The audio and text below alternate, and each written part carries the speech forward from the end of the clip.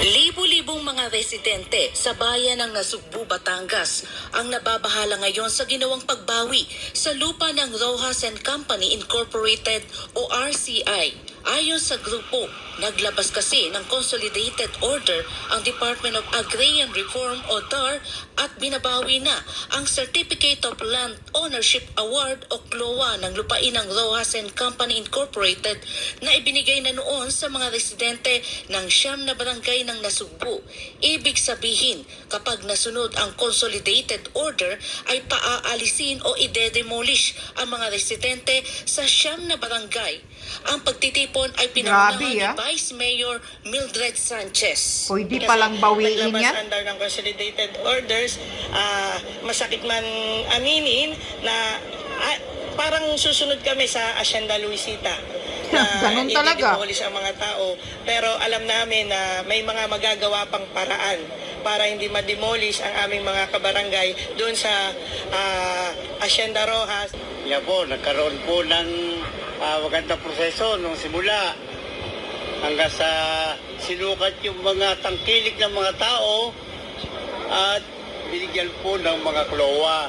Hindi po nasusunod yung nasa batas natin na bawat isang magsasaka, 3 hektarya ang nasa sa batas para sa reforma. Pero hindi po yun ang nangyari. Naglabas na rin ng Resolution 114 ang bayan ng Nasugbu noong Mayo 2024 para humiling sa kasalukuyang administrasyon na masuportahan ang anumang legal at maayos na petisyon ng mga agrarian reform beneficiaries sa lupain ng RCI sa ipinaglalabang CLOA. Nauna nang idiniklarang iligal ng Korte Suprema noong December 17, 1999 ang Notice of Coverage na inisyu ng DAR sa mga nabigyan ng Certificate of Land Ownership Award o CLOA.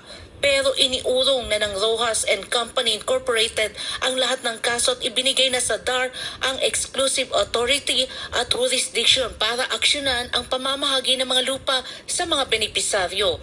Hindi rin mapigilan ng ilan sa mga residente na maging emotional, lalo na mula pa sa kanilang kanununuan ang kanilang paninirahan sa lugar. Napakasakit po sa amin mga kalooban.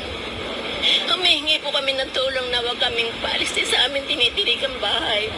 Paano po yung mga apo-apo pa namin, yung apo sa tuhod? Saan po kami pupulutin? Saan po kami papupuntahin? Kaya yung nga. aking lolo, Gago pala ito eh. Ay doon na sila Babawiin? nakatira dati. Pwede ba yun? Doon na rin po kami ipinanganak at doon na rin po kami nanirahan. Doon po kami nagsasaka. Nandun pong lahat ang aming ikinabubuhay. So kaya po kami narito, unang-una, lumalambing na sana may puso. Walang Paano puso natin ang gobyernong ito. Ang ating gobyerno. Ha. Napakaliwanag po naman CLOA, Certification of Land Ownership Award. Ibig sabihin, ibinigay na ng gobyerno yan. Nung panong una-una. Noon pa pala yan Pag binigay na sa iyo, kanila. pinangahawakan mo, ibig sabihin, May titulo ikaw na. ay CLOA holder.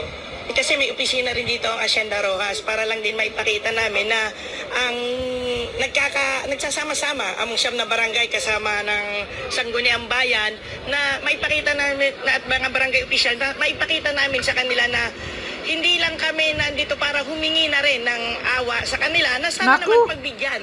Walang yung awa ang hiling ng gobyerno mga ngayon. kabarangay. Para Nanay, walang awa ang gobyerno. Vice Mayor, nanay. Walang awa ang gobyerno. Pwede ba yun? Tingnan nyo. Sa katagal-tagalan, sa kanununuan pa pala nila noong panahon, ewan, sino kaya noon ang presidente noon na nagbigay sa kanila ng lupain na yan? Binigay na sa kanila, may titulo na, tapos ngayon babawiin? Makipagpatayan kayo, wag nyong bibigay niyan. Kaya nga, sabi ng Vice Mayor, baka sila ang pangalawang Hacienda Luisita. Baka imasakir. Ay, tama na ba? Baka imasakir kayo niyan pag ayaw nyong umalis. Naku, ulang niya eh. Pwede pala ganun. Tagal-tagal na. Ilang dekada na pala yan. May mga pinaghahawakan na silang mga papel na mga titulo. Tapos ngayon babawiin. Huwag na kayong umasa na may puso ang gobyernong ito. Lalong, hindi nyo nga siguro alam baka ang Malacanang ang nag-utos niyan. O, malay nyo, magaling sila sa mga sindikatong style, sa mga patago na mga kagagawan. Nako, huwag na kayong umasang may puso.